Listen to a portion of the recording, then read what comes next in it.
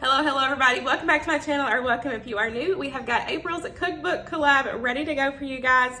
In case you are new here, I hosted these cookbook collabs last year and I decided to do them again this year. I absolutely love hosting these.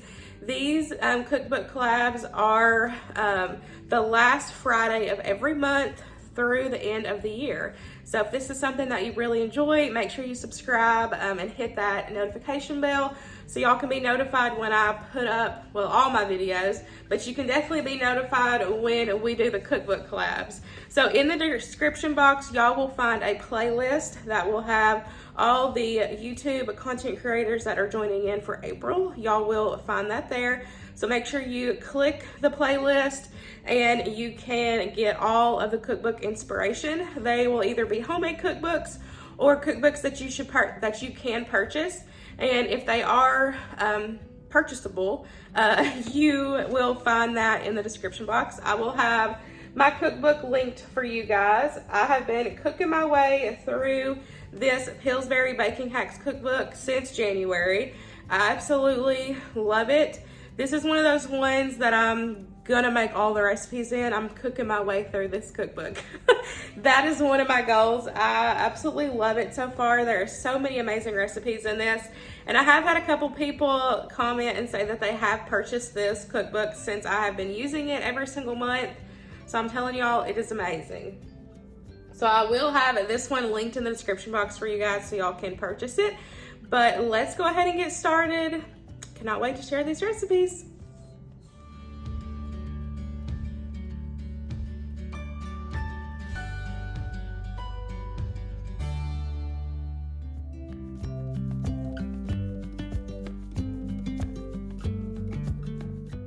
First up, we're going to do salted caramel pumpkin crescents. I don't know about you guys, but I can eat pumpkin year round. It is absolutely delicious. Absolutely love it. So you're going to need some salt. It did call for sea salt, but all I had was kosher salt.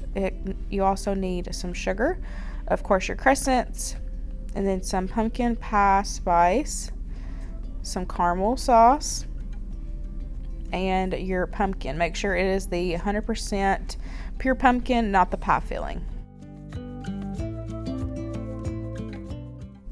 We are going to put together the filling first. You'll just need a mixing bowl and you're going to add in your pumpkin, your sugar, some caramel, and your pumpkin pie spice.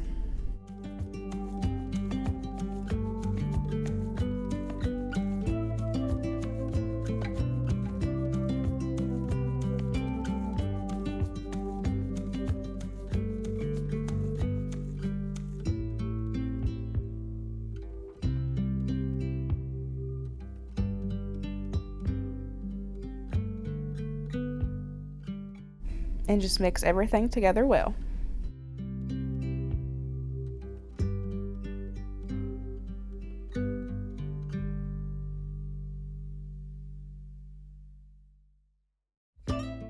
And then you're just going to take and roll out your crescents, divide them up into the triangles. I just did them all on one sheet, so that way it was easier for me to do them like kind of all at once. And then you're just going to take and add some of that pumpkin mixture on top of each one, and then you will just roll them up and put them on your cookie sheet.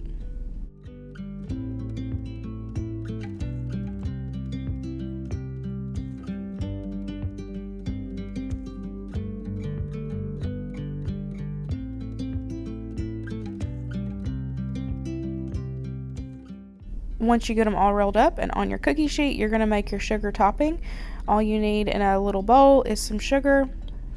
You're going to add in some more caramel, and then you're going to add in some salt and some pumpkin pie spice. Just mix that together, and then you're just going to put that on top of every single crescent.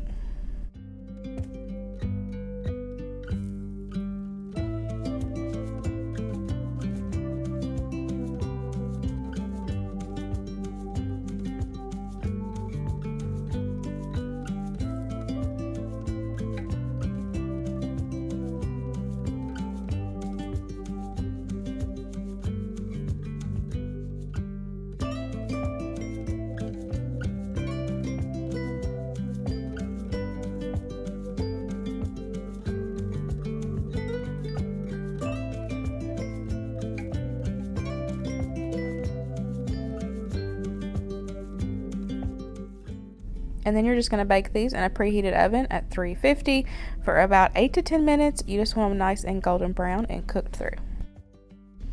Here is what they look like when they are done. These were so good. And of course, you got to top it with some extra caramel and some salt on top. I'm telling y'all, these were so delicious. It doesn't matter if it is summer or fall or winter. I can eat pumpkin year round.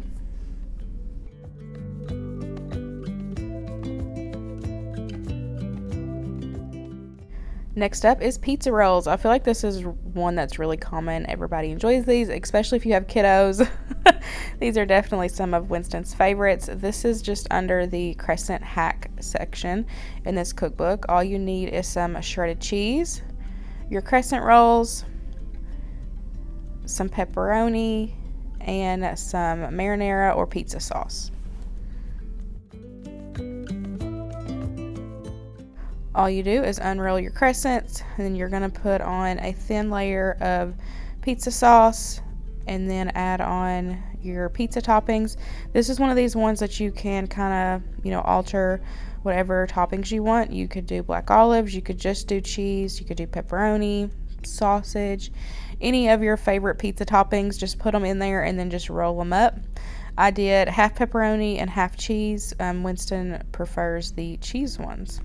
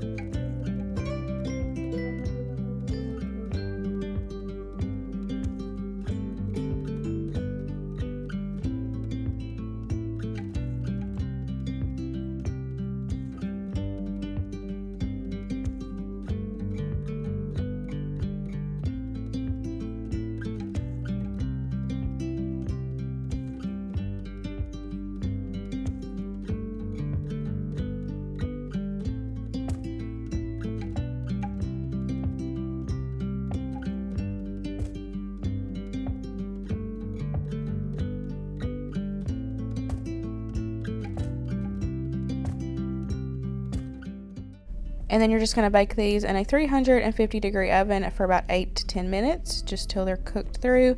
These are definitely delicious.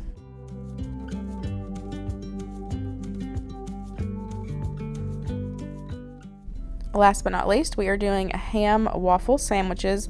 This one seemed super interesting, so I definitely wanted to give it a try. You need some honey ham, some Munster cheese. Of course, you need your biscuits. Make sure that it is flaky for this recipe, because you're going to take and peel the biscuits and make one biscuit into 2 biscuits. And then you also need some honey mustard. In the recipe, it did say if you didn't like honey mustard, you could use honey if you wanted to do that. So now I'm just going to take and open up my can of biscuits. And like I said at the beginning, you're going to take and peel one biscuit in half and peel it into 2. That's why it's so important to use the flaky ones, because the flaky ones are already in layers, so it makes it so much easier just to peel them and make them into 2.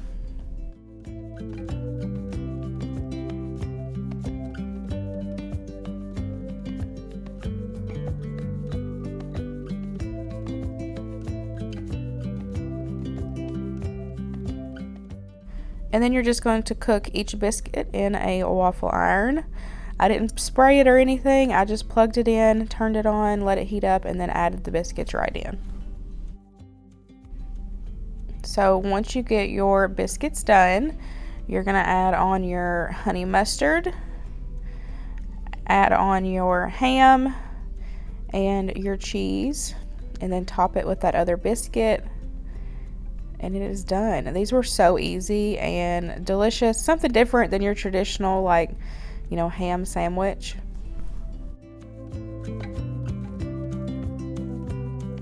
So while those other ones are cooking, I decided to try this recipe 2 ways.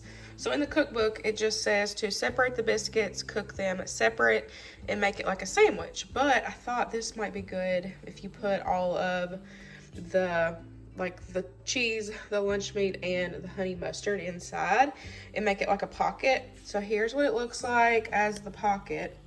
The cheese is super gooey and it's really, really good. So I think you could do this recipe either way.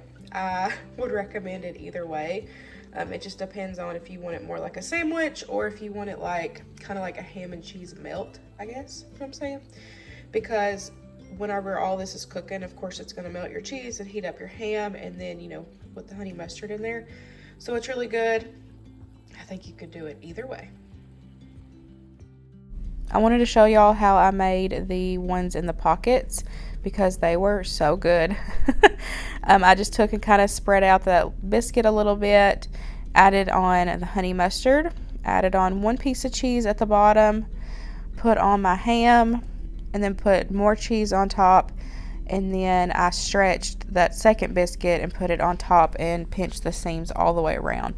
And then I just put that directly into the waffle iron. Of course, these were a little bigger, so I was only able to do 1 at a time, but I'm telling y'all, these were so good. These were definitely our favorite way to have this recipe. Okay, y'all, a couple of them have already got eaten. I think the winner on this one is these as the melts. Having that melted cheese like that is just so good with the ham and the honey mustard. So if you make this recipe, I would recommend this way. Like I said, this isn't the way that's in the cookbook, but that is the joy of, you know, changing things up. You don't have to follow a recipe to the T, and y'all know that's definitely not how I cook either way. But as the cookbook says, this is the way that it is shown. Everything's just assembled as a sandwich. This one's really good as well. We just like the melted cheese and everything warmed through. So that's it. And that is it, y'all. That wraps up this month's cookbook collab. I really hope you enjoyed these 3 super easy and delicious Pillsbury baking hack recipes. Make sure you go check out the playlist in the description box. Give everybody some love. Go check out their channels and their videos. I really hope you enjoyed today's video, and I'll see you in the next one. Bye, guys.